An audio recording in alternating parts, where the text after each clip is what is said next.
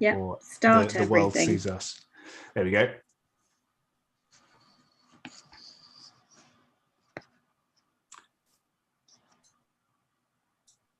Shall we admit all the people in the waiting room? Yeah, absolutely. It's 7 o'clock, according to my... Welcome, welcome. I can't see anybody, but welcome. Oh, it says admit. Yeah, I'll admit that person. Welcome. Can anyone see anybody who's come in? I can. I have somebody. Well, that's great. Say hi. Hello. Hi. Hi, Adam. That's great.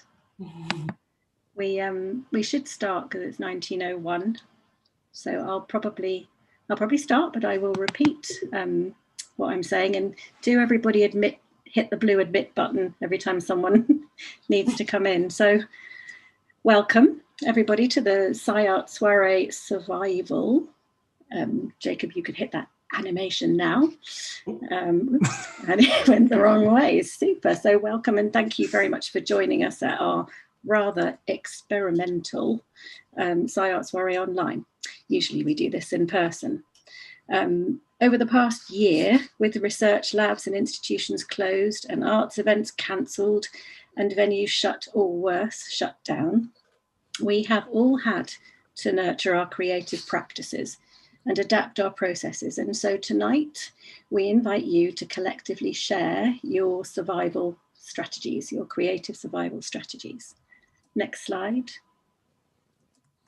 Sorry, it slides, everybody. So just a quick introduction to your hosts. I'm Sophie Weeks. I'm the art and science soiree person up the ladder. Next. Next one, Jacob.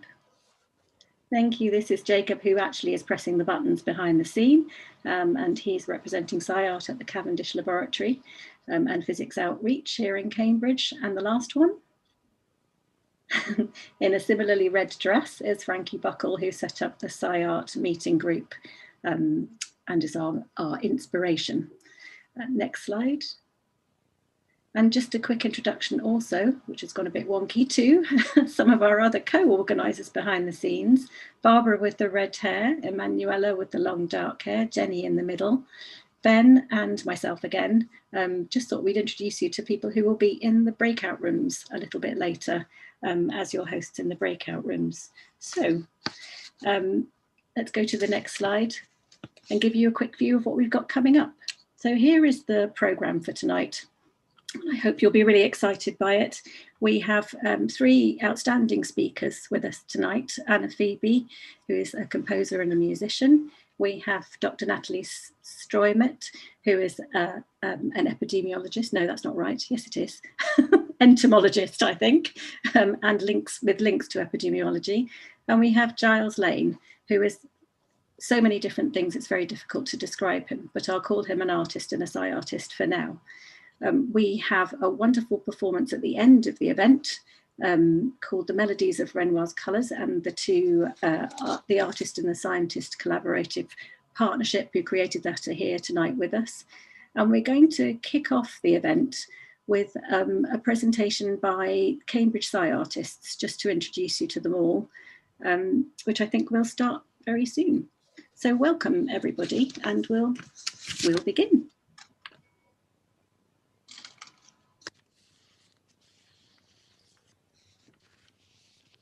Shall we show the presentation, Jacob? The SciArtists. While we're waiting for Jacob to do that, I just want to let you know that you are welcome to keep your cameras on, but we are being live streamed, so be aware. Will instruct you if you need to turn your cameras off, but it's nice to see you all. You'll find that we're going to mute you during any presentations. We love your children and your pets, but we'd like to hear the speakers as well. There may be the need, if you like, to get a nice pair of headphones like I'm wearing, because we have some beautiful music that's being played this evening. So please, if you've got some nice headphones, grab a pair of headphones as well, because the sound sounds so much better. I should also tell you that after each speaker, there will be the speed meets, and those of you who've signed up as participants will just automatically find yourself in a room with a host and doing speed meets. So you don't have to panic about anything. And automatically after 10 minutes, those speed meets will end and you'll join back into the main room for the next speaker. And just to forewarn you, towards the end, we're going to do a photo. So we're going to go out of speaker mode and into gallery mode to see all your lovely faces, your lovely environment. So if any of you want to change your backgrounds or change the mood lighting or anything like that for the photograph at the end, it'll just be a quick screenshot to mark the event. So get comfy. Is everyone comfortable? Nodding. Yes, because you're all muted. Great. Jacob, let me know when you're ready to start show the next slide and then start the SciArt. Great.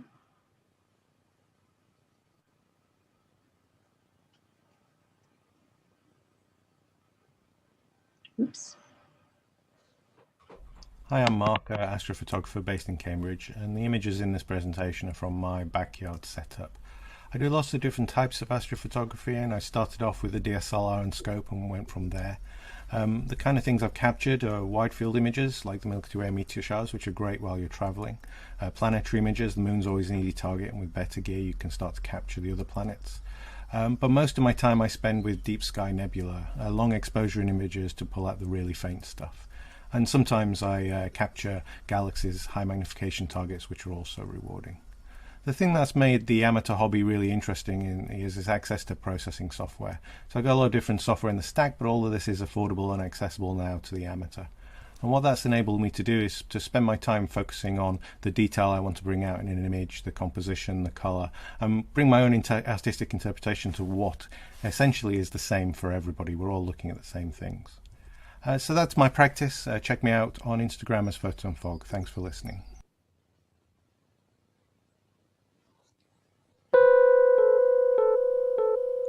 It's all about control. You know, you think you don't have control, you think you do not want to have control, but actually you always are there trying to get it back. I'm Manuela, and I am a visual artist based at Wilding Art Centre in Cambridge. With chemigrams, you do not use any camera.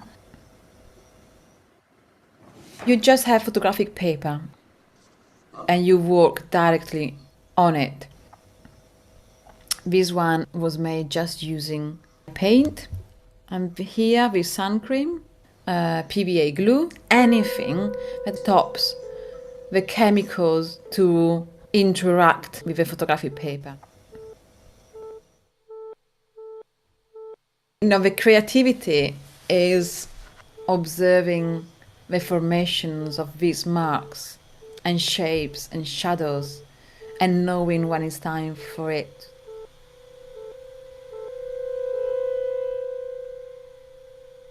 to stop.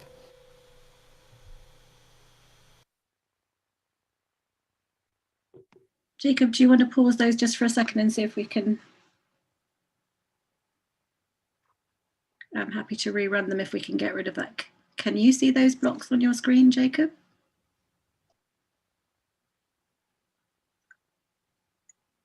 No, I can't, I'm afraid. Whereabouts were they? It's all the windows, I think, that are open there. Sorry about this, folks. That's all right. I think it's Zoom. It likes to block out Zoom. Apologies. Now, is that any better? Let's just have a little look. Do you want to rerun it from the beginning? Actually. It's better. And Great. sometimes I Perfect. capture galaxies, high magnification targets, which are also rewarding. The thing that's made the amateur hobby really interesting is access to processing software. So I've got a lot of different software in the stack, but all of this is affordable and accessible now to the amateur. And what that's enabled me to do is to spend my time focusing on the detail I want to bring out in an image, the composition, the color, and bring my own artistic interpretation to what essentially is the same for everybody. We're all looking at the same things. So that's my practice. Check me out on Instagram as Photon Fog. Thanks for listening.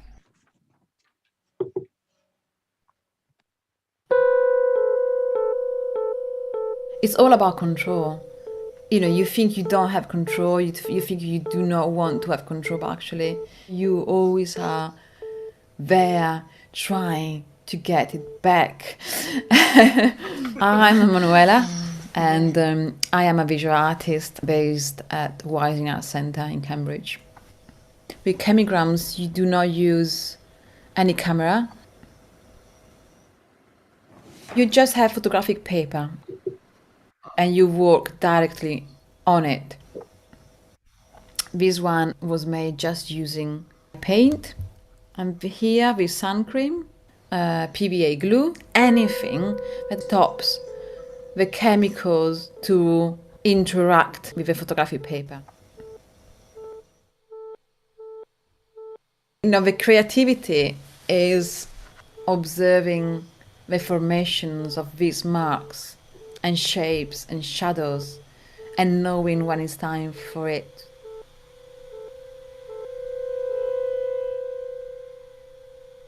to stop.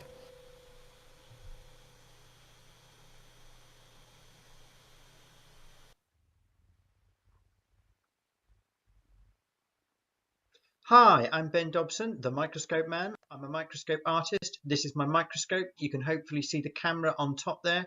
That's what allows me to take photographs.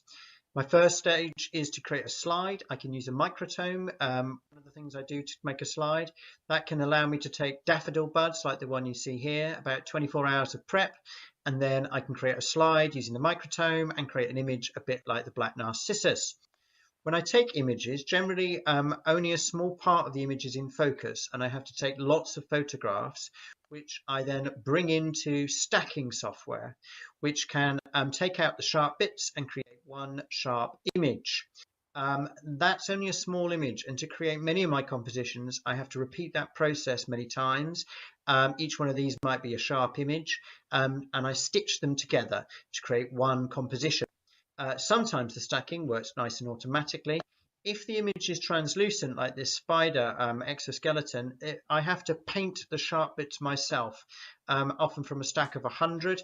The black frame there is one of those stacks. This image was made from 2,500 photos, which made up 80 stacks. It took me about 80 hours of editing to do the whole thing. Thank you very much. And this is what keeps me going through these difficult times, is doing some art. I'm the Microscope Man.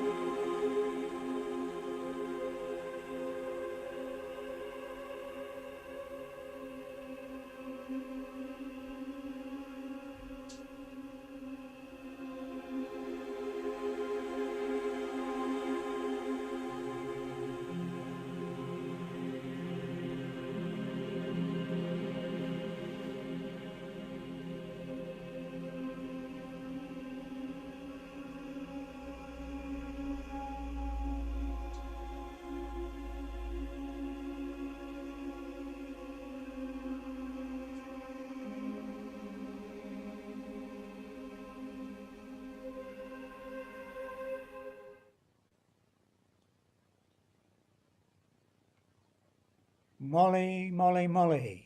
Yes, yes, yes. Ah, yes, I know them well. Who was the first person in the universe?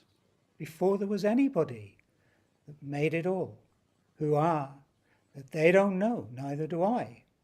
So there you are. They might as well try to stop the sun from rising tomorrow. Yes, and his heart was going like mad. And yes, I said yes, I will, yes.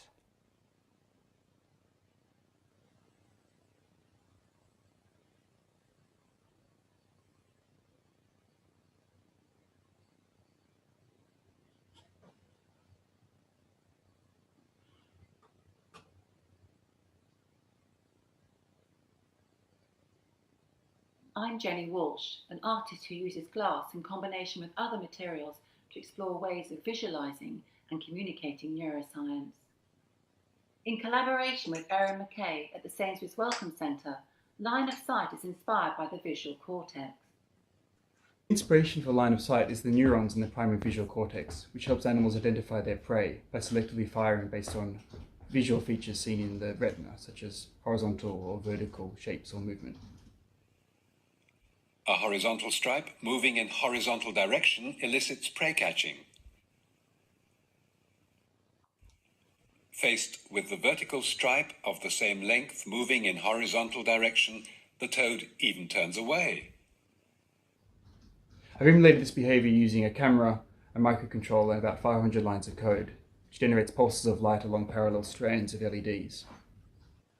I'm using borosilicate glass, commonly used in science laboratories, to create the neuron cell.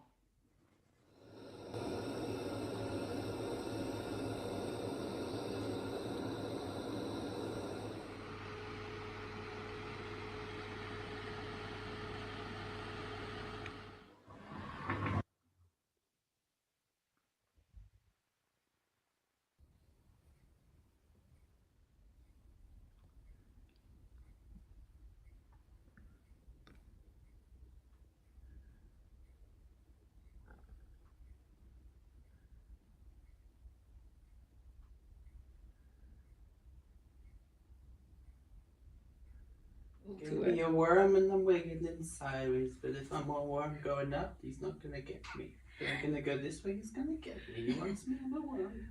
What? My name is Jonathan Mackenzie, and for this last year I have been working on a project called Materializing Data, which is a collaboration between Central St Martin's in London and the British Antarctic Survey in Cambridge, amongst others. One of the main ideas of the project is to get away from screen-based representations of climate data and to make physical material objects instead. So in that respect it's been a frustrating year because we were poised to make objects with 3D printers, but have been unable to access the space and the equipment. Instead, we've been preparing lots of work on computers and falling back to screen-based work. So in that respect, it's been okay being able to work on a computer and work remotely.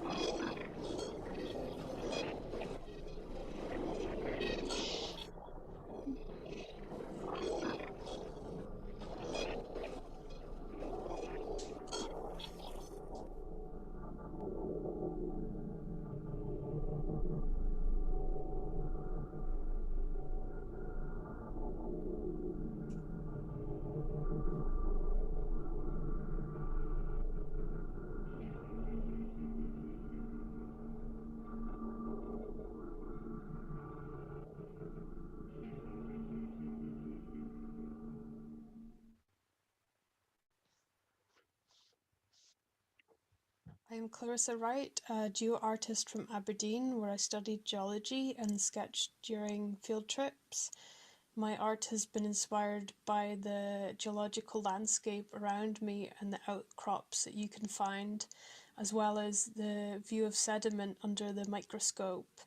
I've been inspired by the Scottish landscape, and some of my paintings are more surreal than scientific.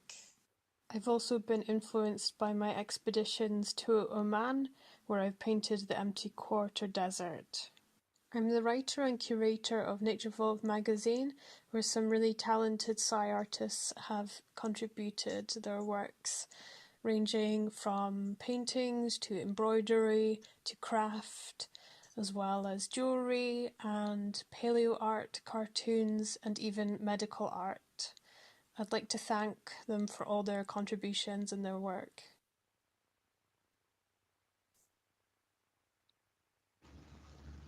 Hello, my name is Denis Chillon. Through this video, I will explain the research I'm doing in the Cavendish laboratory.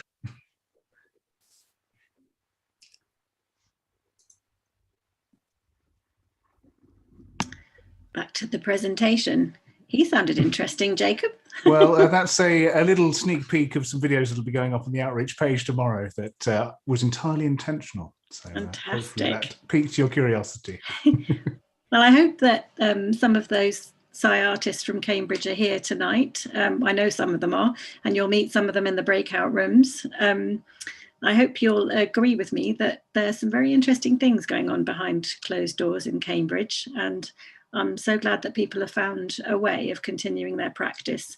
I think we're all looking forward to connecting with each other in the real world again, and to things being open so that we can continue. But hopefully you found some great strategies to keep going. I am now going to introduce our first speaker, and it gives me great pleasure to introduce the composer and violinist Anna Phoebe. She has been referred to as unclassifiable. She works on cross-genre collaborative projects, working across science, space, poetry, dance, film, and art. She has toured the world, both as a solo artist with multi-platinum selling bands such as Roxy Music, the Trans-Siberian Orchestra, and Jethro Tull. And she has performed as a solo violinist at prestigious classical venues and huge festivals. Anna's instrumental duo, Ava Waves, released their debut album, Waves, in July 2019. And until COVID, she was touring and recording with Nitin Sawhney, Erland Cooper, and Oy Vavoy. I hope I pronounced that right. Her Between the Worlds project, which began in 2018, is a long-term research project using music to explore science, space, art, and poetry. And today, Anna will talk about her inspirational collaborations with the European Space Agency, sharing sound and imagery and thoughts about her creative journey to the labs at ESTEC, I'm sure she'll explain, and her engaging performance at the O2 Space Rocks Festival. Take it away, Anna, and thank you for coming. Hi. Thank you so much for having me. First of all, I want to say that I'm totally inspired by what I just saw, and I feel like I'm a little bit of a imposter in the whole SciArt world. But I just got that fizzy feeling, you know, when you see art that just makes you feel that you just want to go back and refine your practice. So I'm going to talk a little bit today about my background, which is as a violinist. So I'm just trying to get there we go. So my background is kind of as a performance artist. I toured the world, like Sophie mentioned, with lots of different bands. And I feel that I'm kind of more like a curious collaborator. I've always collaborated with other musicians mainly, but then more recently with poetry, with activists. I do work with refugees. I live in Kent, so just across the water from France, and I work with the Kent Refugee Action Network. And basically, I'm a newcomer to the SciArt world, and that started with a project with the University of Kent, where I collaborated. I basically composed a work for the University Chamber Choir, and I was put together with the School of Biosciences there. And I started responding musically to their work, which is based on cancer research and Alzheimer research. They're funded by Cancer Research UK. And I put together a concert, which you can see on the screen, at the Collier Ferguson Hall in Canterbury, where we took some of their images. I wrote a 40-minute choral and ensemble work. And the whole idea was that you're flying through the nucleus on a molecular level. And what I was interested in was kind of the feeling that you're flying into the nucleus on a molecular level, but at the same time, there's something galactic in nature. And it feels like you're looking out into the stars and kind of this connection of the huge, infinite horizons and also what's going on inside our bodies. So that's kind of what inspired me. And I released a track called Galaxies, which caught the attention of this guy. This is Professor Mark McCaughrean, who is the Senior Advisor for Science and Exploration at ESA, European Space Agency. He's also the co-founder of something called Space Rocks. And Space Rocks is something which integrates the world of space and space exploration with all the culture, the art, the film, and the music that it inspires. And basically they were having a festival, and they well, I kind of wangled my way into it, but got myself a 10-minute slot at the Space Rocks Festival. And so I knew that I could easily fill this 10 minutes with music that I'd already written, but I wanted to have a sense of purpose and tell the story of the work that Isa does. And I guess my approach to this collaboration, similar to the bioscience, and indeed all my collaborations, I don't see myself as like translating data. I see the music as like a bridge, a platform to create an emotional response for the audience or for the listener, to create an emotional response so that they can connect to the data or the story that I'm trying to tell. And it's all about the interaction and the response to someone else's story and their expertise, and then translating that into music, for people to have an emotional connection. So for me, those questions about collaboration are, what is the story that I'm trying to tell? How would the person or this data research, how would the people doing this research want the audience to feel when they're listening to the music? And the hunt for this sense of purpose, being inspired by someone's expertise and trying to find the core of what drives their work, that's what drives my collaborative process, because I feel this is the moment that music is just such a brilliant key that gets you in behind closed doors, especially when it comes to science laboratories, and also in this case, space technology. So I managed to convince Mark McCaughrean to invite me to ESTEC. So ESTEC is the European Space Research and Technology Centre, and it's in the Netherlands. And you basically fly into Amsterdam, then you get a train for about half an hour south of Amsterdam, and then you get on a bus. And the last stop of this bus is where ESTEC is. And so I wasn't sure if I was allowed to film because there was so much security everywhere, but this is me just trying to sort of secretly film my entrance. Just after this film, I got stopped by security guards, taken in, they take all your details, they take your passport, and then you're kind of led through the gates. And I was really, really actually taken aback by how much Mark McCaughrean was willing to collaborate, willing to share. And I thought that I was going to go there for like maybe half an hour. I just wanted to meet him and talk to him about the work that Isa does. I wasn't expecting that much more, but what I got was nearly 6 hours, this incredible tour of ESTEC. And Mark was telling me about, what's in it for him. Why does he find collaboration important? And he was saying that ESA, so the European Space Agency, is funded by taxpayers' money, so that they have a duty to share their data and share their research with bodies, but also that he feels that working with artists, it gives a new way of showing their work and also a new perspective on the work that they do. And actually, it's not just a one-way process, that this work that artists do and their perspective and showing the work in new light actually feeds back into the work that the scientists do. So I was looking for points of connection. I met loads of incredible people. This is Matt Taylor. He's an astrophysicist. He was known for his involvement landing the ESA, the Philae lander, on the comet. He's the first person, it's the first spacecraft to land on a comet nucleus. So he's a massive music fan as well. So that was quite fun meeting him. And then I got to see around like little space shuttles. This is where they tried to do like the Mars rover, where they're testing out robotics. And then at every point during the tour, I was looking for connections, just seeing where the world of music and the world that ESA incorporates, where the crossovers are. And these are just two sort of, I guess, throwaway pictures, but the one on the left just reminds me of my studio at home, which is a complete mess. It's surrounded by cables and wires and stuff, and it just looks like a big synth patch up. But actually, this is the back of the simulation of the sun. And these are huge, massive bulbs. And this is just all the wiring behind that. And then on the right, it just amazed me that I'm in the most, in one of the most incredible centers for technology in the world. And yet things are still held together by gaffer tape. So that just cracked me up, because any musician knows that gaffer tape is like the savior of the music world. I've toured around Europe where gaffer tape has held together our tour bus. So here it is at ESTEC, at the heart of the Space Technology Centre in Europe, and it's holding together. I don't even know, I can't remember what that is, but something important and very technical. So there were two spaces which really, really struck a chord with me, gave me that fizzy feeling. And the first was the large European acoustic facility. It's the Leaf Room. And just you know, to give you a sense of scale, that's a human in the space. And this is basically where they wheel in the massive space shuttles and the satellites before they get sent off into space, and they blast them with hundreds and thousands of decibels of noise just to see if they can withstand takeoff. So, you know, if any bits fall off, they know they've got to go and fix it before they send it off into space. And this is me in the space. I took my violin.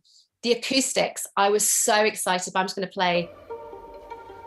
So basically the acoustics in this is without the doors completely being closed, but with the doors completely closed, it's a 40-second reverb. So if you're a violinist, this is the most amazing space. And I actually convinced the guy to let me go back there. It was meant to be last year, but COVID happened. And we're going to record a sample library, and I'm going to record an album. I've been given permission to record in this space. The second space that really excited me, and this was the point in the tour that turned around my idea of what I was going to be doing my music based on. And this is the antenna room. And inside this room, this is where they create they simulate the infinite void of space, and they send around signals. And at the day that I went, this satellite that was being tested is something which detects water molecules in ice formations and land formations, and it's used for agricultural purposes. It's also used to kind of track the glacier, melting of the glacier, and flooding. And when I was speaking to the scientists, it became really clear from what he said, because I asked him about Elon Musk and traveling to Mars, and about the whole idea that I was so excited about being in the European Space Agency. He said, look, it's not about going out there and discovering new worlds. We've got to start looking after the world, that we're inhabiting. And most of our work, I wish people would understand, most of our work is looking back at planet Earth. It's not about looking out there. It's looking back, understanding, and help protect the world that we live in. And I thought, that's what I'm going to write about. So before that point, I had thoughts that my preconception of my work was going to be focusing on discovering of new stars, harking back to the obsessions of incredible artists like Holst, and also going back to Pythagoras and music of the spheres. But actually, the real work, and most of the work that they were doing at ESA, was not about that at all. It was looking back, and they've got the satellite, Copernicus satellite, which looks at climate change, marine monitoring, atmosphere monitoring. And ESA themselves say that data from Earth observation satellites are what ESA regard as one of the most important assets brought to them by the space age. So with that in mind, I went back and I thought, right, I'm going to, for Space Rocks, for this 10-minute program, the space that I've got, I want to tell the story that ESA want me to tell, which is they feel that doesn't get enough of a platform, which is talking about the really important environmental monitoring they're doing, tracking the climate crisis. And this work is used by United Nations, the European Commission, non-governmental organizations, national local authorities, and also commerce. So I was thinking, well, how do I turn that into music? So I thought I'd start off by doing some kind of more, oh, it's very loud. So these incredible images, again, as inspirational as the bioscience images I was working to. This is the Pine Island Glacier, which is the largest ice stream and the fastest melting glacier in Antarctica. And it's responsible for about 25% of ice loss there. So I kind of did some more kind of atmospheric music for that. And then, again, using the same images, this is the coast of Greenland near the Jakobshavn Glacier. And so I started off my 10 minutes with this, and then I created a whole film, which was more of an educational outreach. So I'll go back. I'm not very good with this technology. I'm just learning with all the slides. So, because basically, even though maybe my own musical style is a bit more ethereal, I knew that there's no point in telling a story that needs to be heard if people aren't going to engage with it. So I knew that loads of school-age children were going to be coming to Space Rocks, and I was going to be alongside climate scientists and Tim Peake, the astronaut. So I wanted to do something which had a call to action. So I created a 10-minute film with the, which is, you can see now, which really was about celebrating the work that ESA does, the satellite work that they do, and the No Planet B message about climate change. And that work, I actually ended up going to Belfast for the British Interplanetary Science Awards, and we won a Sir Arthur C. Clarke Award for Education and Outreach. So even though the project didn't end up being the direction that I thought it was going to be, it took on a whole other message, and that's just through the interaction and actually conversation and the willingness on both sides to really have an end sort of result that tells the story of the narrative that needs to be told. And that was kind of the end. Yeah, that's the end result. Fantastic. Thank you, Anna. We'll get a chance to speak to Anna in the breakout rooms in a little while. But just before we go on, if Jacob, you could share that screen, I've got a little game for you all to play. And those of you at home, you're all at home. What am I talking about? Anyway, this is basically when you're in the breakout room, you will be able to interact with us. So we have set up a little game. And I guess you could all try it on Zoom one day. Essentially, if you've got Zoom and you've got the right version of Zoom, you might find under the View Options label at the top of your screen or at the bottom of your screen, you have got an annotate function. If you do, can you try and select that annotate function and have a look at the little strip that pops up with drawing and stamp tools and erasers and various things like that, because we've got a game for you to play. And this is primarily for those of you who are coming into the breakout rooms, just to make sure that you're awake, alive and willing to interact with us. So Jacob's now going to show a series of 3 slides. Next slide, please. And we would like you to, using the annotate tool, spot the predator. I probably haven't given you long enough to go up to View Options, find Annotate, enable it. But if you've got a little strip bar, oh, thank you. Simon's already there. So could you show the 3 predator slides, please? And every time someone, well done, everybody. Spot the predator. Oh, well done. Next slide. Sharon, you're a bit far off. Spot the predator. Oh, yeah, well done, Paul. Well done, Caroline. Well done, Nimish. Very good. And the last one. Jacob, next slide. Thank you. Spot the predator.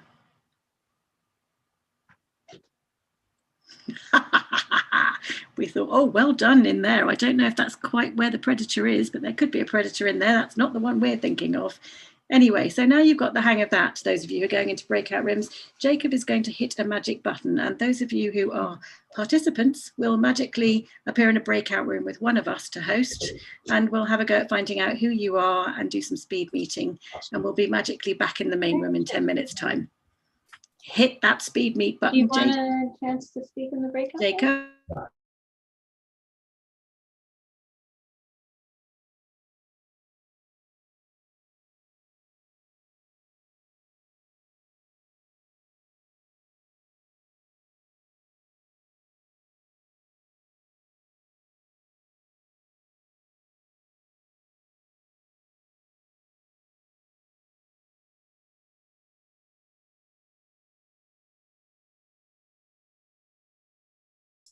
Again, well, hello to those of you who are watching the live stream. Excellent, I've got Anna back.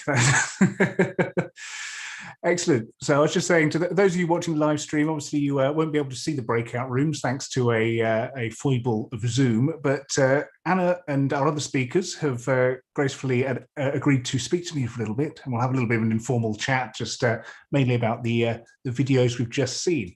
Now, if you are watching on the YouTube live stream, please do put any questions or comments or anything you'd like in the live chat, which if you're watching it live, you should be able to see on the right-hand side. And yeah, I'll be sure to relay any of those questions or comments to Anna here. Now, to get us started, Anna, I couldn't help but noticing at the start, I think, oh, sorry, you're still muted at the moment, by the way. I don't know if... There we go, sorry. Excellent. It's probably a one-sided conversation otherwise. But you mentioned that you didn't feel like a SciArtist. And I was wondering, well, you've worked with the European Space Agency. You've been allowed in all sorts of interesting and wonderful buildings. I mean, if that doesn't make you a SciArtist, then what does? do you know what I think I definitely feel, even watching those Cambridge presentations at the beginning, I just want to say thank you to Sophie, because I feel like I found my tribe. And it's kind of that thing where you can celebrate not just being one thing. I feel like that's maybe what SciArt is also celebrating, that you can be multidisciplinary, you can be excited by data and research and expertise, and then you can apply your own creative process, or you can marry that creative process with that expertise. And so if that's what makes someone a SciArtist, I would definitely now love to claim a title of SciArtist. If but I can see that it's something that people have done it as a lifelong work. And I would say, in all honesty, I didn't even know SciArt existed as a thing until about 3 years ago. Oh, it's a shame. We're very glad to have you. I mean, I think it's a very broad church. It's a self-declared membership as well, the only one who wants to join the two together. You mentioned briefly as well that you've collaborated with all sorts of interesting people. I was wondering, is there a sort of common thread that you find with those collaborations, or do you have to sort of reinvent yourself in a way every time you meet with a new crowd?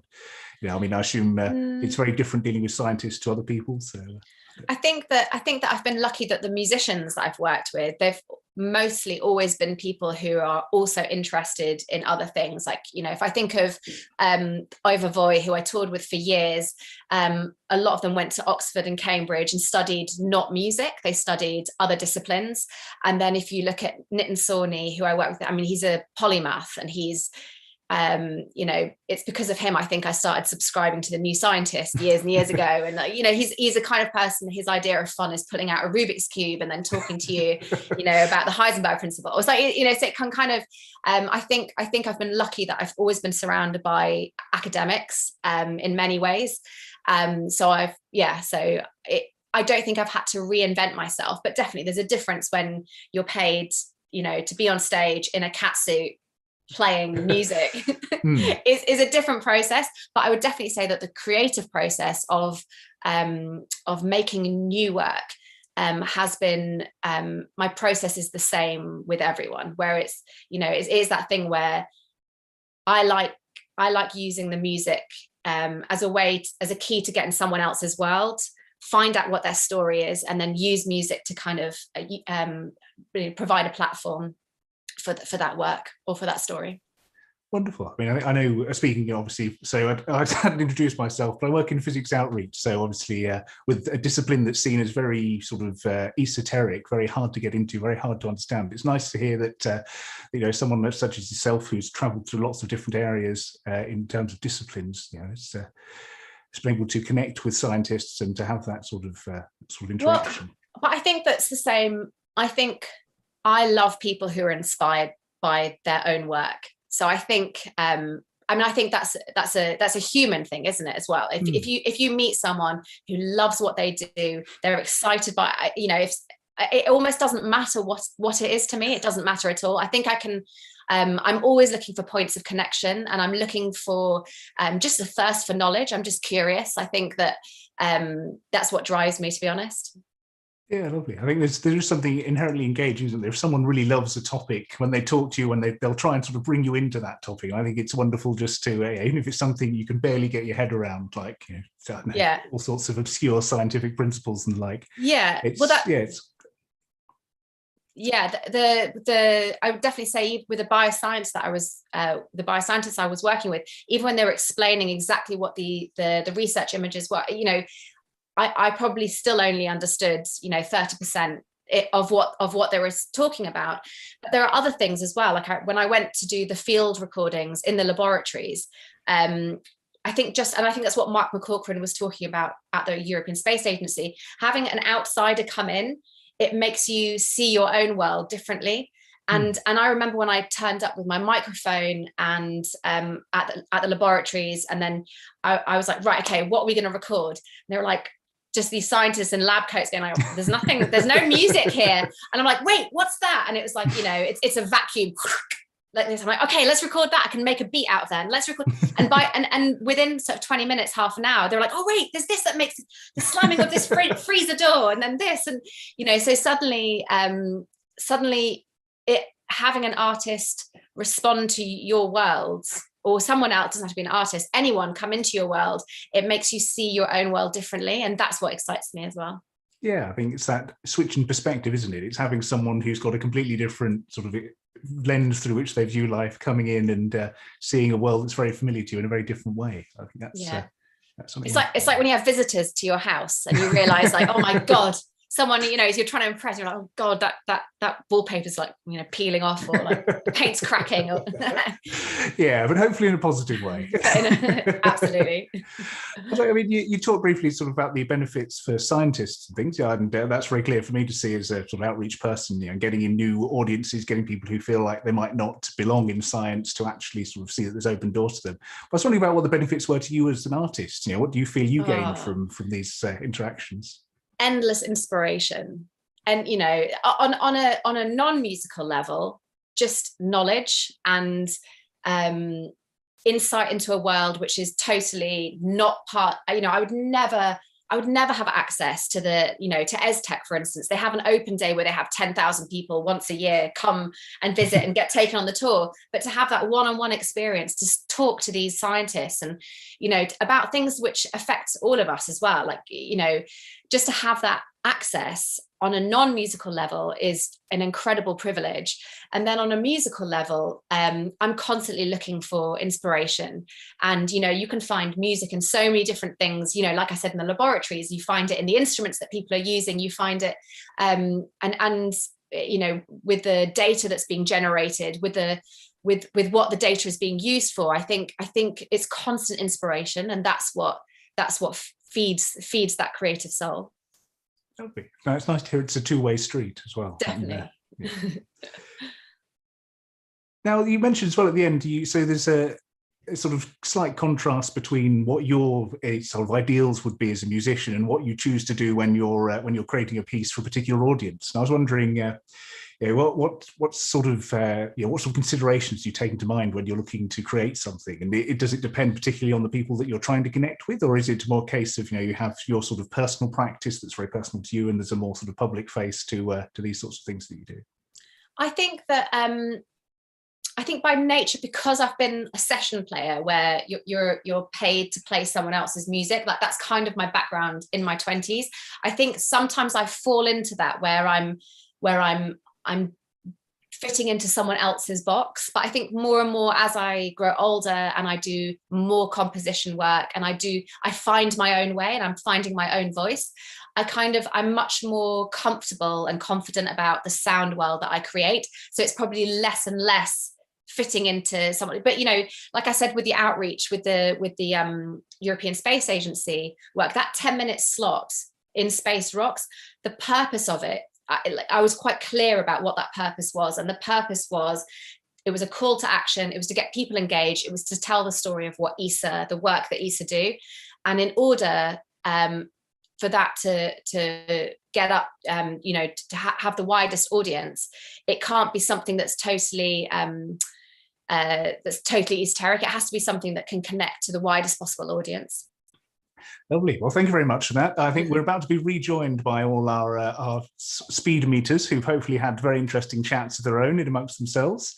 And I think once we get Sophie back from wherever she's gone to, she's going to introduce our next speaker. So thank you very much, Anna. It's absolutely fascinating and lovely to learn about your experience of things. You're here. She's back. Excellent. I'm here. I shall pass over to your capable hands. Could you show the next slide, which is slide 14, after the bright pink speed meet slide?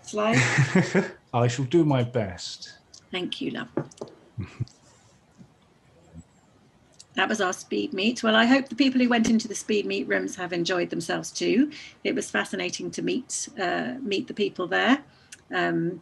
And Anna talked about the fizzing feeling. I've kind of got that now, and I don't think it's just the gin and tonic that I'm drinking.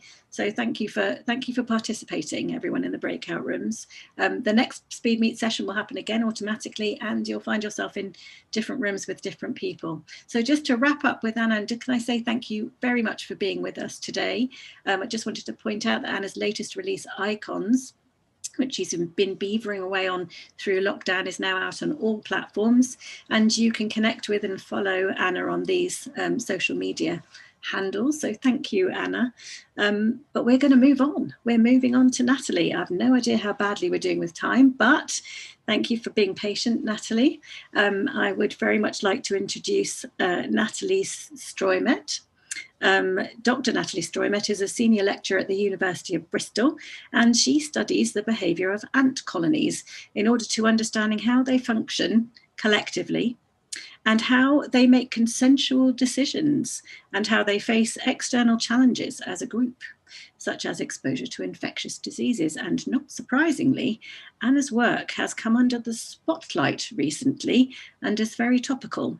So today, and that's not Anna, Natalie, I beg your pardon, Natalie, sorry. It's the gin and tonic talking. Natalie is going to take us inside the world of her ant etymology lab at Bristol University, and we're going to explore some of the mechanisms used by these extraordinary communal insects, highlighting their ingenuity surviving in the face of disease. Thank you for being with us tonight, Natalie, not Anna.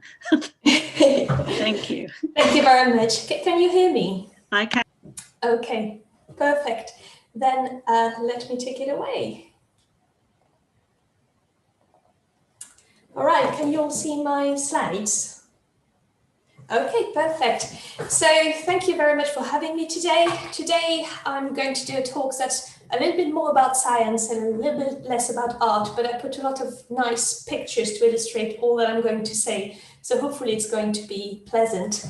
And the idea will be to have a look at how ant colonies deal with epidemic risk and how they manage to stop epidemics, which is very topical for us, as Sophie said, since we've been struggling with this for about a year.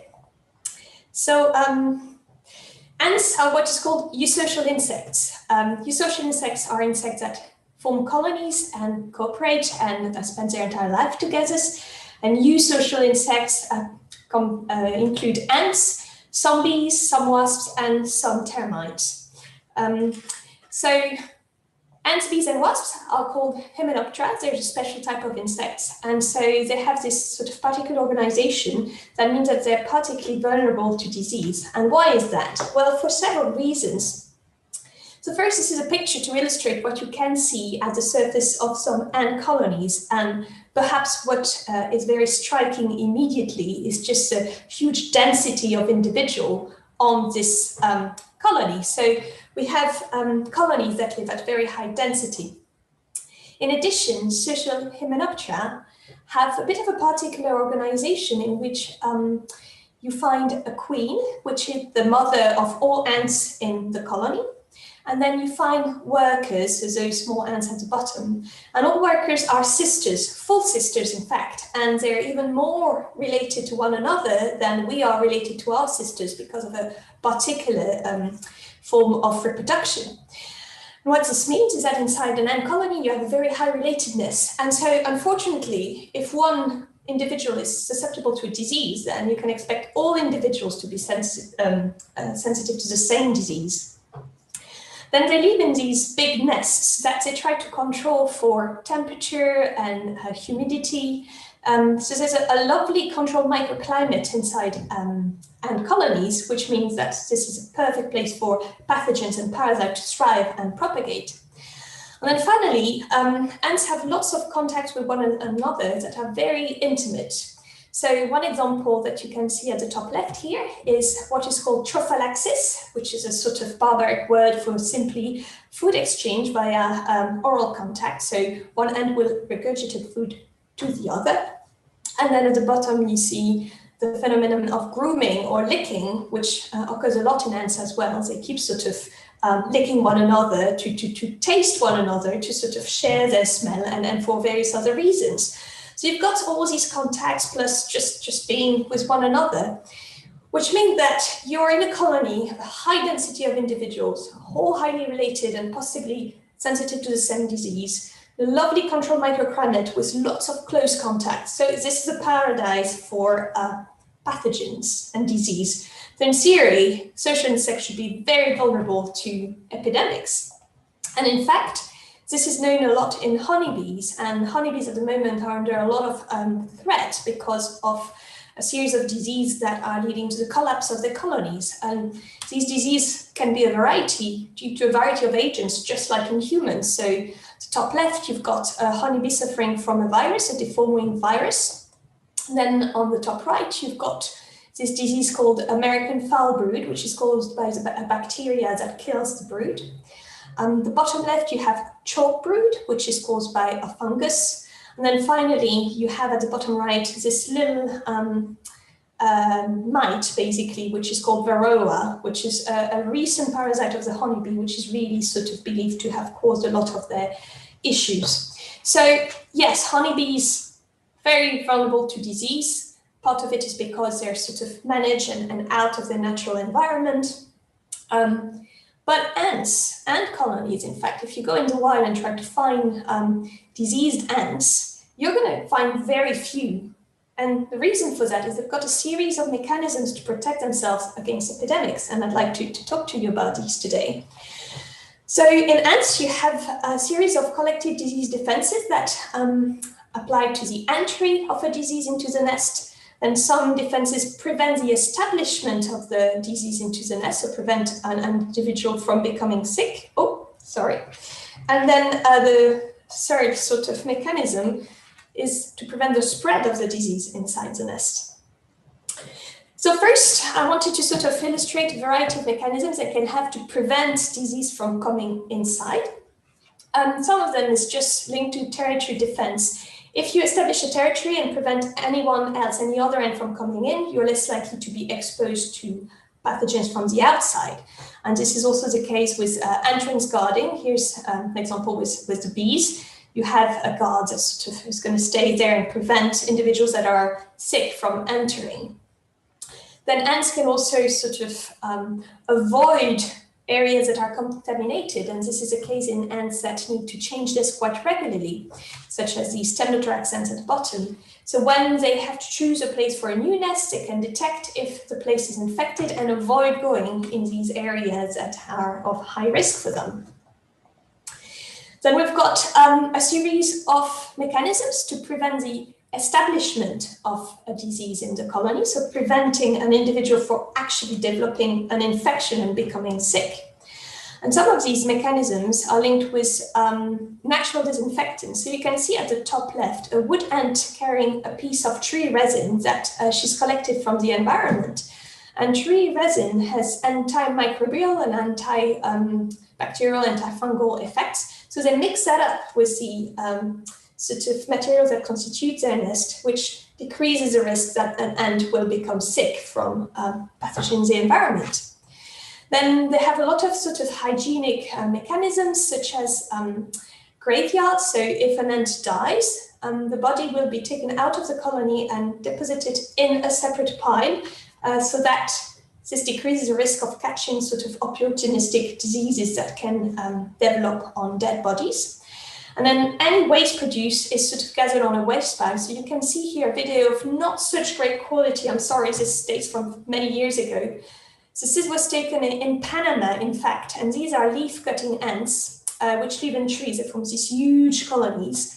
And at the bottom of the tree is the colony's waste pile. So this is quite large. And you can see here ants coming down, carrying little droplets of waste. And if you look carefully, you'll see sometimes that they drop it from a height to the bottom, so that it sort of drops the waste on the floor. And again, this is avoiding them getting into contact with disease that can develop on the waste. And then another thing that they can do to prevent sort of becoming sick is just caring for one another. So this ant with the red dot is an ant that's been exposed to a fungus that sort of attaches the outside of the cuticle. When that happens, the other ants will try and save her from the infection by licking and physically removing the spores, as well as disinfecting them with formic acid, which decrease the risk of becoming infected. The third sort of categories of protection mechanisms is linked to the propagation of the disease once it's inside the colony, and that's what most of my work is on, in fact. some of the things that the ants do, if one ant has become sick and is in danger to the other, in order to prevent the disease from spreading, they will simply sacrifice that individual. And if it's an adult ant, then the ant can just isolate itself far from the colony. But if it's a larvae or a pupae like here, then the other ant will actually kill and destructively disinfect that sick individual to prevent other ants from catching the disease. And then the final thing, which is really what my lab is about, is a form of social distancing, which you can find in ants, which is based basically on their organization, in which individuals specialize on tasks depending on their age. So young ants tend to care for the queen and care for the brood in the center of the colony. And the old ants tend to carry out risky tasks such as foraging and nest defense at the periphery of the colony. And this results in a sort of compartmentation of the society into several groups. So the way that I study this in the lab is by using an automated tracking system in which we glue these little QR code markers onto the back of each ant. Each of them has a different tag, so we can identify them. And then we place them under a tracking system, which is made of cameras and electronic. So we can then sort of record the location of each ant at any point of time and get a picture as a sort of a description of the organization of the colony. And here you see a very nice concentric organization with the queen here in the center on the brood pile. Then you've got in magenta the nurses, the young ants that are just around. And then at the periphery, you have the foragers. And some of these foragers occasionally leave the nest to go and get food on the outside. So this basically is a form of baseline social distancing always in place, where you have different groups of workers that are at different places from others. And there's few interaction between different groups, which means that if one group becomes sick, there's little risk of the disease transferring to the other group.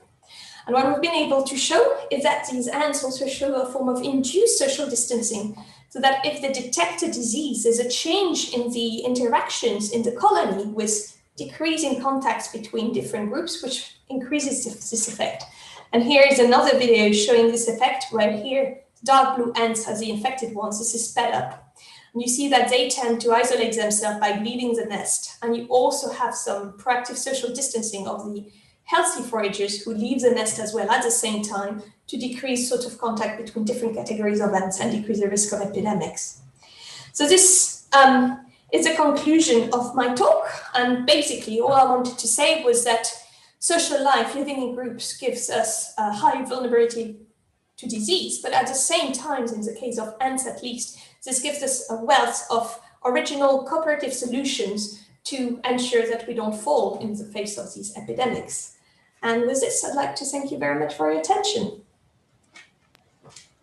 That was amazing and very thought-provoking, and I have no intention of throwing the cat among the pigeons by asking whether the ants should have locked down earlier. But we will be just about to go into another speed meet, but I can remind you all that if you want to type any questions into the chat for any of our speakers, or if those of you listening online via YouTube want to write any comments, please do. We'll find a way of answering those through our social media at some point. But Jacob is about to throw us into the speed meets again, so we'll look forward to that. Thank you, Jacob. See you in 10 minutes. Oh, Natalie's gone, quick. That's all right. Take it away, Jacob, are you all right?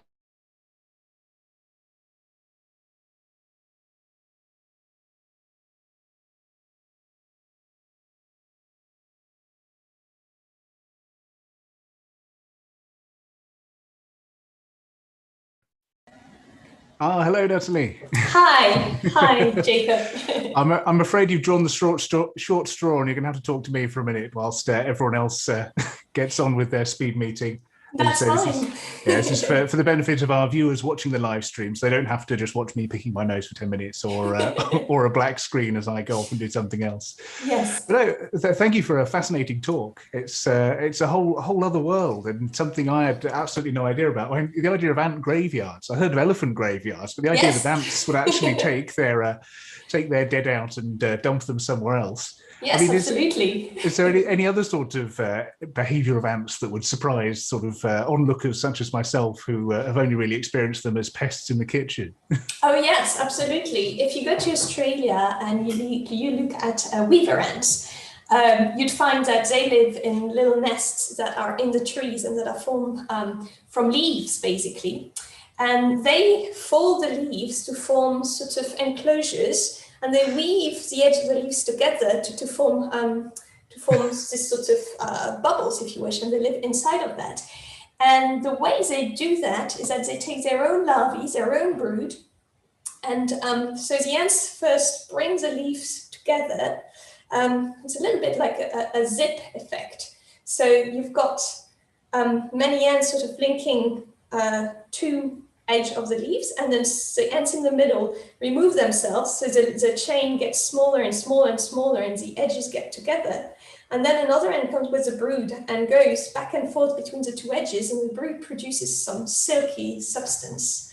And that sort of solidifies and basically it acts as like sewing, if you wish, and then keeps the shape of the nest in the trees. That's quite extraordinary behavior, I think. Astonishing. I mean, the idea of ants making tents and actually stitching the edges together, it's just, it's incomprehensible, really. Yes, it's quite cool, yeah. And you mentioned as well that the ants control the climate. I was wondering, I mean, I assume they don't have little like AC systems in there to cool themselves down. I mean, how would ants do that? What sort of controls do they have? Well, in ants, it's actually fairly limited, let's say, compared to bees.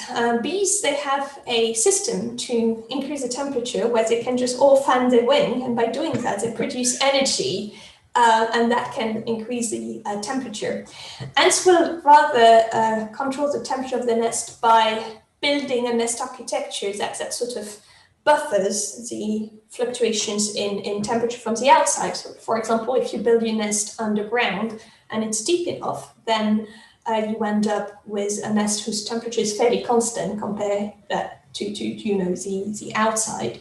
And something that they can do is just to move from chamber to chamber to track the temperature that is most suitable to them.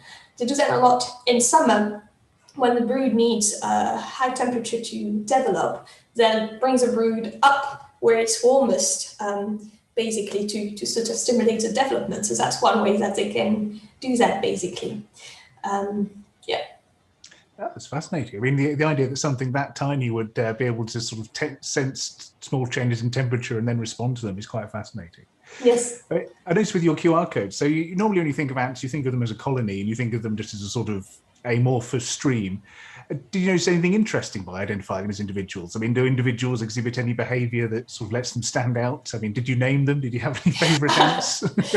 So it's actually interesting that you say that, because most behaviour in ant colonies is based on self-organisation, basically. It's a little bit like in physics or in biology, in our cells, where each individual is a unit, and through the interaction between many units, you get an emergent behavior at the higher level of organization, so at the colony level, for example. And so, in a way, individuals, by following simple rules, can handle quite complex problems, can solve complex problems, find solutions, make complex choices, and this can happen via all individuals following the same rules. So that's the idea of self-organization. But what we found more recently, that there are actually variation in individual behavior. Some of it's just variation because of knowledge. For example, one ant knows about the location of an interesting resource, whereas the other don't. So by sort of adjusting the behavior, an individual can influence the behavior of the rest of the colony in a sort of in a useful way, so that everybody benefits. So you don't have leaders, like the queen is not a leader. You don't have individuals who are always leading but just by sort of small variation of behavior depending on the local conditions, you can have some influencing others in a disproportionate way. Oh, it's fascinating. And it's quite nice to think that even as a small, sort of not unique individual, you can have a small impact that scales upwards and outwards. And somewhat related to that, I mean, we're talking a lot about sort of ants' behaviors for controlling the outbreak of disease and things like that. Is there anything that's applicable to us as slightly larger, slightly more complicated beings? Is there any sort of lessons that can be learned from them that we can transfer up to us? Well, that's always a big question. It's one I've been asked a lot over the past year. So, I can imagine. On one hand, the ants have had hundreds of thousands of years, millions of years of evolution, where they've been able to sort of converge on the mechanisms that give the best protection to the colony. But ants have this altruism, where their real sort of aim is for the colony to do well, and they will sacrifice themselves for that aim, because the only individual that reproduces is a queen. So in order to gain fitness, which is sort of what is being selected in evolution, they have to make sure that the queen does well and the colony does well. So that's where the difference between ants and humans occur. The ants will be ready to sort of sacrifice the individual for the benefit of the group, which we obviously don't want to do in humans. But still, looking at what they do, there are some lessons that we can possibly take. So ants will do things such as trying to care for individuals that have been exposed before they fall sick, and that's everybody benefits, because first the individual will not get sick, but also it won't contaminate others. Then they will have this sort of social distancing that I mentioned at the end, where they have a naturally compartmented organization, which means that not everybody meets everybody, but there's sort of groups, and that confers some bottleneck effect, which decreases the risk of epidemics, for example. And then when a disease occurs, they reinforce this in a way that further reduces the risk of transmission. So we know that for the ants and for that particular disease, this works for them. So whether or not that can be applied to humans is always a very big debate. Yeah, I suppose it's interesting to observe what has positive impacts and things, is it's in a way that possibly wouldn't be able to do with large populations of humans. I know people get a bit iffy if you start infecting normal people just to see what happens. Yes. Yeah.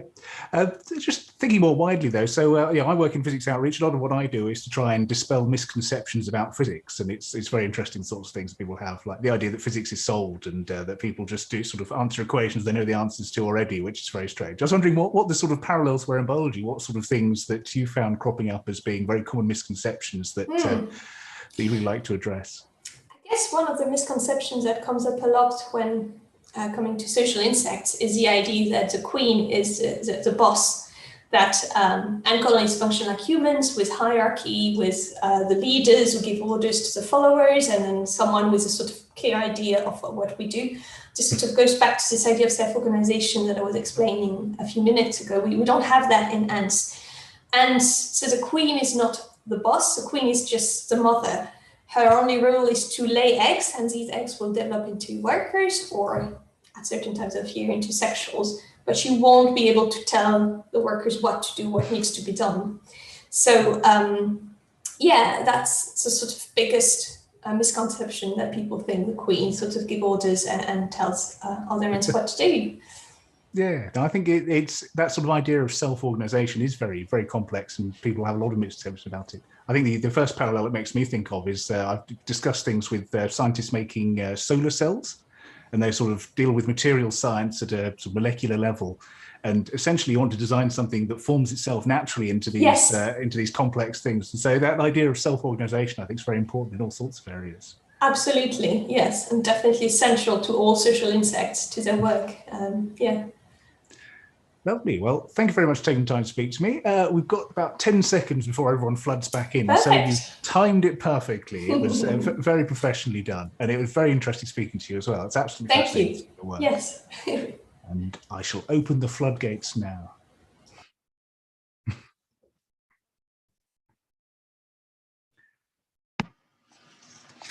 We've got Sophie back too. Excellent. We have. What a fascinating discussion I was in. I'm really sorry. We were really plucked out of that one. We were just in the middle of noise and pattern recognition when we got got pulled out of that. Now, for anyone else who's watching, I don't know if we've got everybody back all at the same moment, but for anyone who's watching out there in the big wide world and participating, we are of course running a little bit late. I just thought I'd tell you that and be upfront about it. I think it's about 10 minutes at the moment, so I hope you'll be able to stick with us, because the music at the end is fantastic. So I hope that you've devoted your Friday night to us. It is Friday night, isn't it? Yes, fantastic. So I just want to say, could you show the Natalie wrap-up slide for me, which would be showing Natalie's lovely ant and some of her Twitter links and her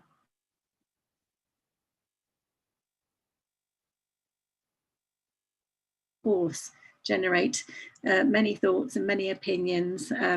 Certainly in my breakout room, we were talking about the rationality of ants and the individual and the collective. So thank you so much for joining us for that. And Natalie has just published hang on a minute, there's a review on the social distancing of animals, not just ants, but I believe bats and other animals too have interesting patterns of behaviour, and that's in Science. And I've written down the volume number and the issue there, but we'll also share all of that later, just in case you want to follow that up. And there's a wonderful interview on CBC Radio, which we'll also share the link to, so that you can listen to that. So if you want to tweet right now and say how extraordinary Natalie was, there's her Twitter handle there, and do visit her amazing lab online. And thank you very much, Natalie, for being with us. So on to our last speaker of the evening, and it is, 2016? Oh, it's not too bad, actually. We're not doing too bad, which probably means I've missed a huge chunk of the evening out. Please tell me if I have, anyone from our group. Giles Lane. Giles, I don't know how to describe you. I really don't. First of all, you've had a long career. You describe yourself as an artist and a designer. You are a co-founder of the transdisciplinary research group Manifest Data at Central St Martin's and the University of the Arts in London. And you are the founder of an artist-led studio and independent transdisciplinary research organisation, Proboscis. And I think that's almost the first time I've heard of a studio also being a research institution, which is extraordinary in itself. Your long and extraordinary varied career is mapped out on your various websites, and we've listed one here, and we'll list them all at the end. You are interested in how people create and share knowledge and stories and experiences, and what it is about those they value and why. And that reminds me of a comment made by a scientist in my breakout room just a minute ago about the cool hard facts of data and the value of that. And then, of course, this connection with people that Anna Phoebe was talking about in terms of value and meaning. And you explore with people, so you work collaboratively and collectively, their relationship to the world and their experiences. So I think your practice is very subtle, it's dialogic, it's collaborative, it's creative research. You talk about storytelling. You don't describe yourself as a magician, but when you say things like, I make the ephemeral and invisible tangible, I think you must be. But you do declare yourself as a mischief maker. So today you're going to talk about artistic methodologies for expressing complex data types, data, so for anyone in America, types into tangible forms that can actually reveal insights and help make meaning through embodiment and develop alternative ways of knowing. Just a small little topic for 10 minutes. Take it away, Giles. Thank you so much for being here. Oh, thank you very much, Sophie, for inviting me in. That's a really lovely and very generous introduction. Let me just find my screen. Right. No, you carry on. It's never where you think it is. Well, while you're doing that, I just hope that everyone here did enjoy the breakout rooms. And we've got another one coming up straight after Giles's talk. Okay, let me just hit play. Don't forget to tweet like crazy if you're that kind of person or that way inclined.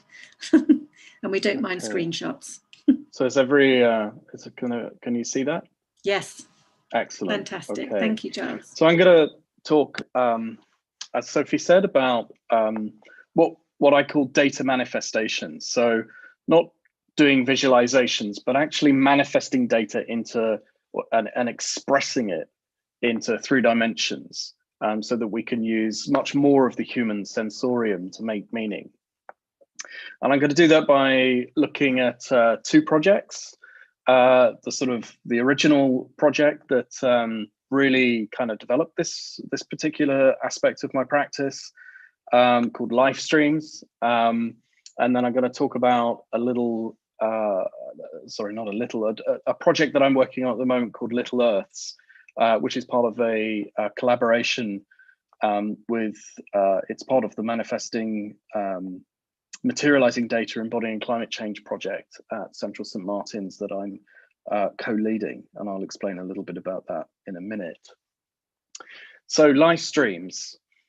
In January 2012, Proboscis, which is the non-profit studio I founded and run, was invited, we were invited to collaborate with Philips Research Lab in the Cambridge Science Park as part of a public art program called Visualize that was run by Anglia Ruskin University. And for some time before that, probably about 10 years before that, we'd been developing a concept we called tangible souvenirs. And essentially what we were beginning to do, we'd been working a lot with digital technologies since the late 90s, but we were starting to feel that digital experiences themselves were overly ephemeral. And the idea that we began working with is, could we capture some aspect of that ephemerality of a digital experience into a tangible souvenir, a memento of what happened, in much the way that we do in many other aspects of culture and creativity. Now, our collaborators at Philips asked us, and the 2 key people on this project were myself and Stefan Coopers. They asked us to think about how we might create meaningful relationships to what were then very new devices that were just coming into the consumer market. So personal activity monitors, so Fitbits, smartwatches, those sorts of things.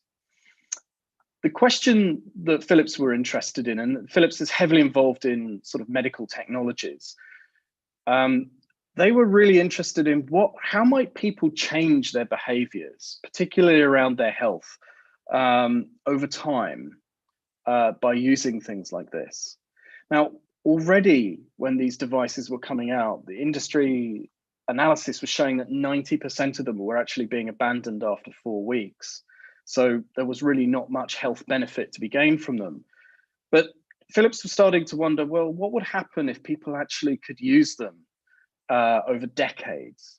How might their relationship to their body, to the patterns of their behaviors, to the healthy and unhealthy things that they did, how might those things kind of evolve and change over time? So our insight as artists was to think about and explore how humans invest meaning in arbitrary objects and use them as triggers of memories and feelings. And so we wondered, what if meaningful objects could be generated from biosensor data? Now here you can see one of our experimental life charm shells, which is an object that was 3D generated and printed from some biosensor data that we collected. And this is from the original Live Streams project. So this was grown algorithmically from a set of 5 different data types, which affect the growth patterns of what's effectively a shell formation using Fibonacci sequence maths in multiple different ways. And at the bottom, you'll see a link to the project. I'm going to move on to the next one. So about 4 years later, in 2016, we were invited to present a new series of life charms at the Alan Turing Institute, which is a collection of universities and a research grouping looking at large amounts of complex data analysis.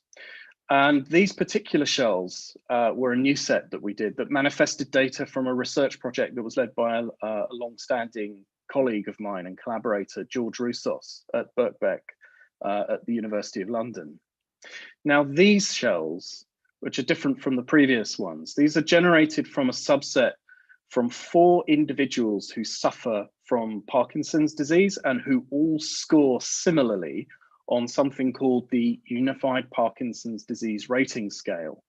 Now, this scale reduces 70 different motor function tests on how the disease is experienced by an individual to a 1 to 100 numerical scale. Now, the problem with that is that it means that people with vastly different experiences of Parkinson's can score similarly. And this has quite serious implications for what kind of care and therapy that they might be offered. So what we did here, and hopefully what you can see, although you can't feel them, but what you would be able to see here is how these 4 people who all score very, very similarly on the scale, they experience Parkinson's really quite differently despite that similar score. And what we're attempting to do here is to demonstrate how manifesting or expressing the data as a tactile form creates a completely different way to communicate a quality of experience to non-experts in particular that a dashboard or a graph just simply would not achieve. I'm now going to talk a little bit more about materializing data embodying climate change, which is a 3-year AHRC funded research project that I co-lead. It's transdisciplinary and collaborative. It involves a wide range of participants in it. It's led by Professor Tom Corby at Central St Martin's. I'm co-lead and specialist researcher in art science there. And the co-investigators are George Roussos at Birkbeck, he's a professor of pervasive computing there, and Dr. Louise Syme, who's a paleoclimatologist at the British Antarctic Survey.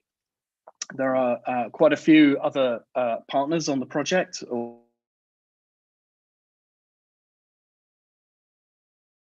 Richard Jacobs, Jonathan McKenzie, and a couple of other collaborators, Cosmin Stamate and Adine Foley, who are both at Birkbeck. So it's a very large project, and you may have seen Jonathan do his little 60-second thing earlier. And I'm going to focus just on one sub-project within it called Little Earths. This is a project led by myself and Erin Dixon, who's our team specialist in digital fabrication and an expert in craft skills. Erin has a PhD in glass making, so she's really got some quite extraordinary skills in terms of fabrication and materials. And Erin has actually created the following set of slides, which were part of a series of presentations that she gave, firstly to the Polar Ice Core Forum, and last week we did a joint presentation using this material to the NERC Antarctic Science Conference. So, Little Earths are going to be also data manifestations. They're going to be artifacts that are derived from climate data. They're digitally modeled and locally crafted, and they represent both the power and the fragility of nature's environmental systems and our human relationships to them. As I said before, we're aiming to create actual manifestations and not simply visualizations of data. And through that, to activate new ways to appreciate very complex and challenging forms of information through embodiment, and that we hope this will add to both their scientific and cultural understandings. We see these as personal talismans, and one of the things they do is to invert the normal scale relationship between humans and the planet. And they very much seek to engage members of the public in a durational artwork that will pervade everyday lives and introduce ideas of mindful care and acts of reflection.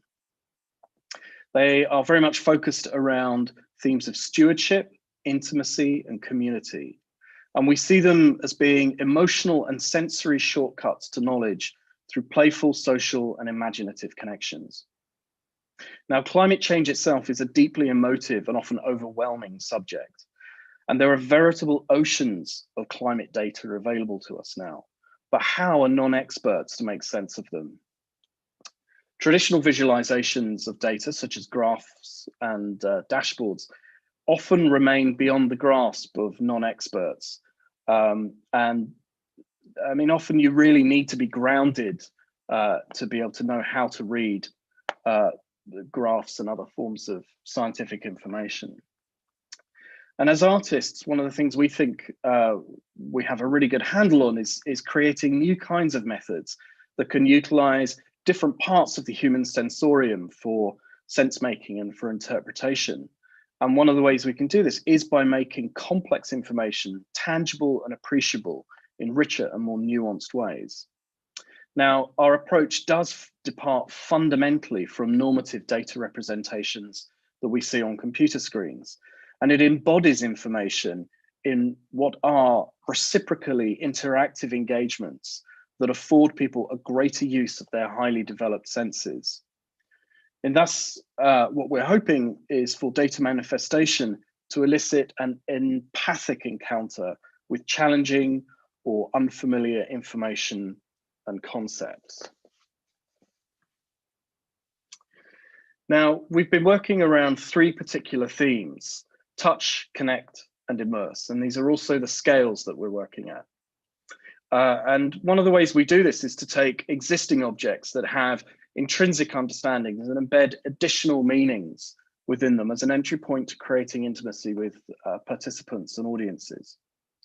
We've thought about objects that are already part of our lives and in our homes, and objects which require stewardship or have become part of daily rituals. The theme touch led us to objects which we hold or wear on the body. And those might be keepsakes or sentimental objects, such as photos of loved ones, jewelry, and quotidian talismans, such as shells or pressed flowers. In particular, artifacts such as prayer cords, rosaries, worry beads, or charm bracelets have themselves been used for centuries and are often adapted by or for the wearer. They are already embedded within religious, spiritual, or sentimental values, and they require a form of meditation and are often included in rituals such as counting the beads, repeating mantras, or simply admiring a growing collection. And they use many different materials from shells, precious metals, stone, sandalwood, seeds, pearl, and often even human bone. The second theme is connect, which in some ways is also at an intimate level or intimate scale. But rather than thinking of the body, we started to think more about environments like the home. As everybody is, I'm sure, fully aware, our worlds are becoming more and more digital, with TVs, computers, mobile phones, and even watches now demanding our attention rather than attracting it. And instead of instilling a reflective or a meditative space, they create addiction and distraction. But there are still objects that are solely dedicated to the art of focus. And here we have some gongxi or suseok, which are also sometimes translated or known as spirit stones. These are naturally occurring rocks which have been eroded by nature. The more complex the erosion, the more valuable the stone will be.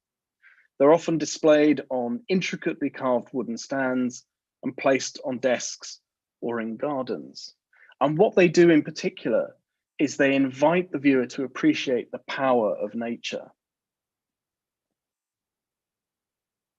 Check that place. But how can these kinds of objects be informed or generated from nature? Well, by using digital tools such as 3D scanning, AI analysis, and 3D printing, as well as material processes such as throwing clay or glass blowing, it's possible to create contemporary interpretations of traditional gongxi, themselves informed by data and resulting in what could be described as bespoke objects that are befitting of our contemporary lives and contemporary world. Now, exploring ideas of natural erosion, Erin, as a craft specialist, was immediately drawn to experiment with clay. And in this video, you've seen a thrown, unfired pot that's submerged into water. Now, we can control the erosion through a series of variables, such as the time of submersion, water temperature, salinity, the type of clay, and also the form. And these are obviously the variables by which data can begin to inform their construction. And I'm going to show you the next slide, which should run. There we go. So here is another of Erin's experiments. And here she's been working with a glass hot shot. Oh, no, sorry. There. So she was working in a glass hot shop, and she experimented with the thermal properties of blown glass. So you see the bell jar, which appears in the frame, it's fresh from the furnace. And so the glass remains at up to 1200 degrees. Now the heat of the blown glass doesn't translate visually, but the effect is seen in how it activates the contents and the residues that they leave. Now the relationship of the bell jar to the paper forest is in essence a microcosmic representation of the larger subject of climate change. Here, variables are much more unruly and difficult to control, particularly the temperature of the glass, but we can control the forms within the dome and the materials that they're made from. So I'm going to end there, and hopefully that's tantalized you with a few ideas about how we might create new relationships to data through material objects and material processes. And I'll leave you with some links about these projects, and also how to contact me if you have any other questions. I am I'm looking knotted in the brow because I just want you to carry on now. It is most certainly tantalizing,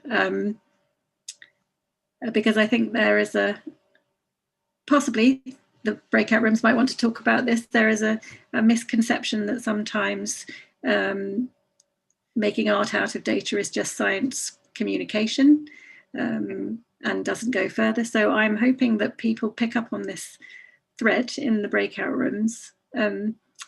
Jacob, I think you've got one slide to show quickly just to remind people of the Twitter handles, and then we're going to be swept off into the breakout rooms again, I believe. Not that one, but never mind, it's okay. You can tweet about Giles. There you are. We go back to that one, don't worry. It's okay. Yeah, so do if anyone's got any please, you can, if you are listening to us live on YouTube, you can comment, and we'll be having a look at the comments, and you can chat in the chat boxes, as you've probably seen that some of us are doing through that amazing talk.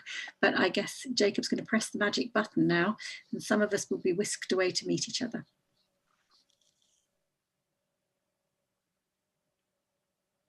Magic button, Jacob, cue magic button.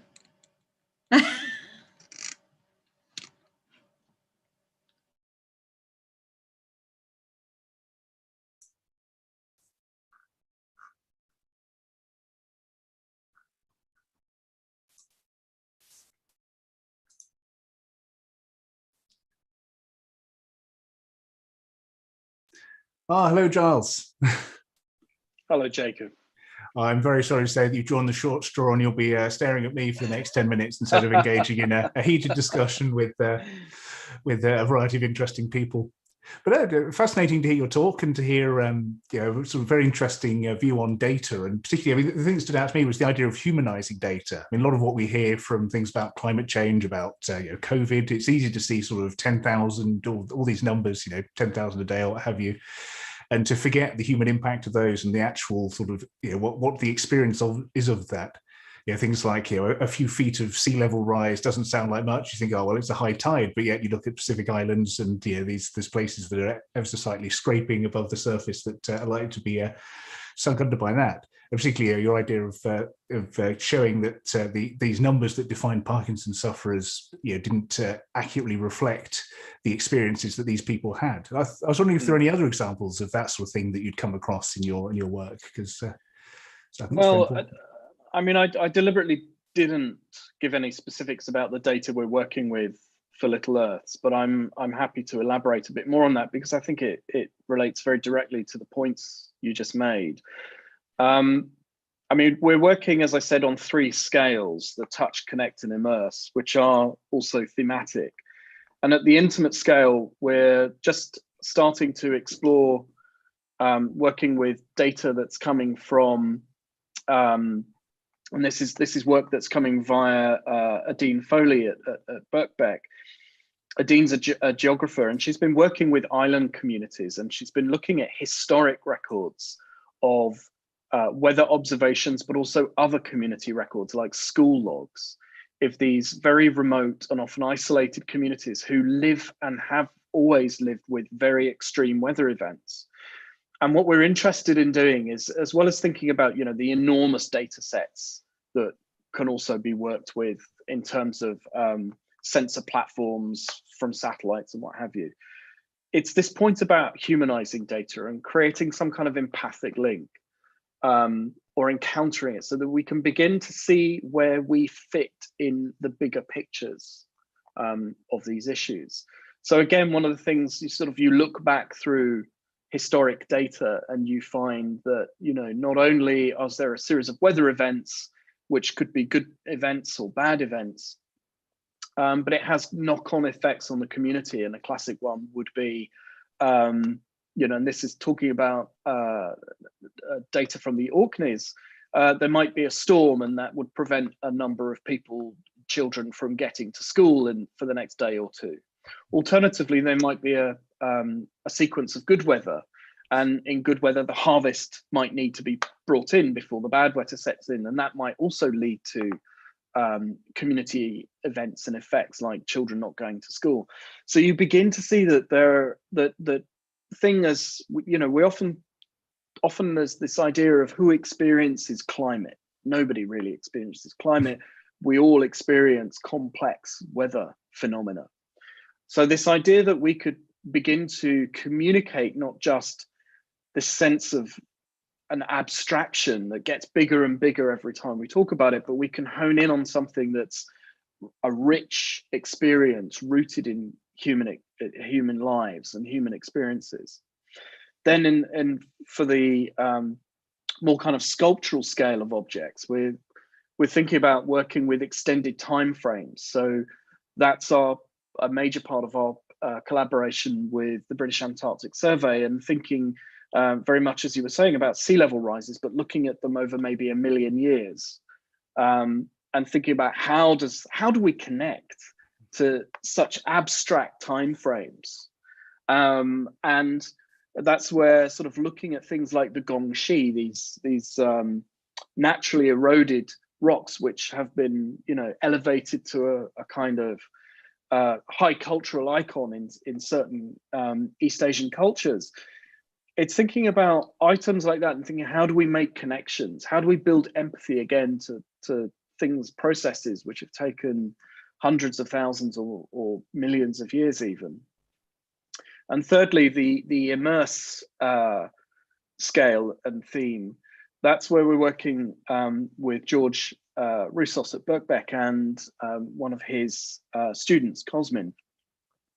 And they've been developing, training an AI, a piece of AI software to analyze smoke data coming off of satellites. And particularly, this was done last year when we were seeing these huge forest fires and wildfires across Australia and across Southern Africa and West Coast USA, and seeing, well, what happens if we work with a non-human intelligence to explore that, and what different patterns might a non-human intelligence make in the sensor information that we're trying to capture, and how might we begin to see the world in a different way through new eyes. And then perhaps, because it's a non-human intelligence, if we can begin to kind of appreciate that in perhaps different ways, could we also explore how other non-human intelligences, or more than human intelligences as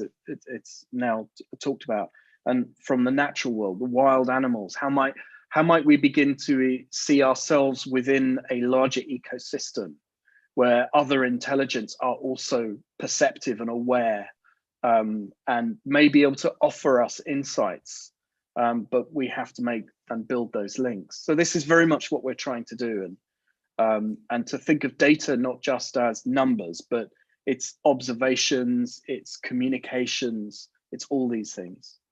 Yeah, fascinating. Sorry, that was another another long talk. No, excellent. I mean, the ideal situation with these is I ask a question and you talk about interesting things for 10 minutes and I nod politely in the background because people haven't come to see me talk. But that's very interesting, although it does sound like you might be butting up against the old philosophical problem of what does the world look like to a bat? And try to interpret it that way. But no, it's fascinating. It ties in a little bit with things I've heard about analysing scientific data in new ways. For example, taking what would be a numeric data set that you put in a table and converting it to sound. And that allows you to sort of take something that would be a huge, incomprehensible, massive Excel sheet and then break it down to something that we can actually sort of identify peaks and troughs and interesting factors there. So I think it's something that science is starting to look at in an interesting way as well.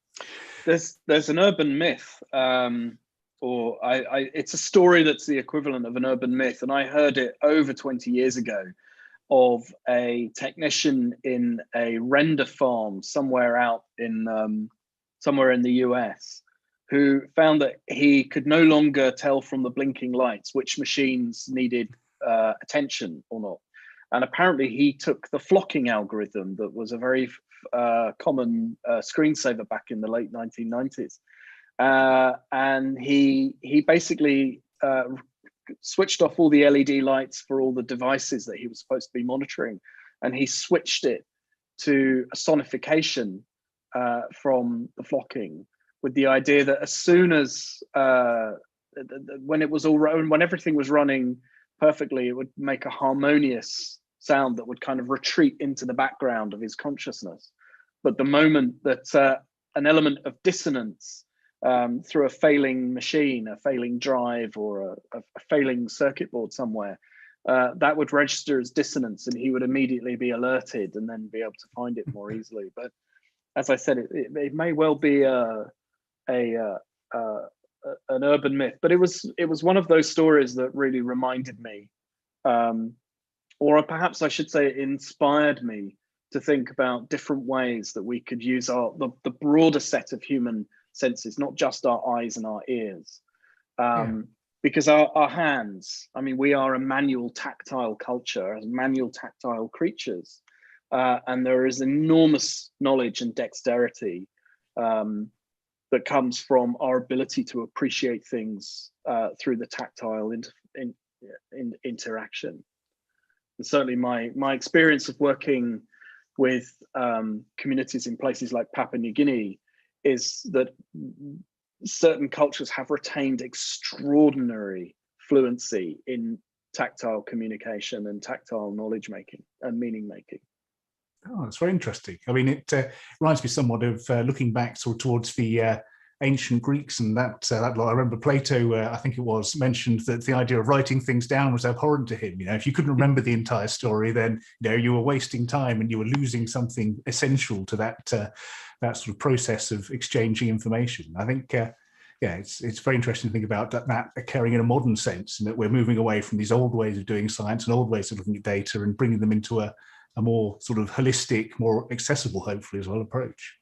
Anyway, I noticed we've got the flood of people back from their breakout rooms. Hopefully Sophie's rejoined us as well, and she can carry on with leading us into what I think is Ricky and Caroline's next. So could you find that slide for me in the slide presentation, and just quickly. So yes, I'm sorry. It's partly the gin and tonic, and partly that now my head is most definitely fizzing. I don't know whether, I hope Anna Phoebe's is as well, but my head is really fizzing with those extraordinary presentations. We actually, before we do this, aren't we going to do a photo? Is everyone up for it? Do you think everyone's up for it? I think before we go into introducing the amazing last part, we were going to do a quick screenshot. So I'm hoping that you all don't mind going into gallery view. So Jacob, I just told you to show a slide, now you have to go back again. Yeah, we'll go back to gallery view.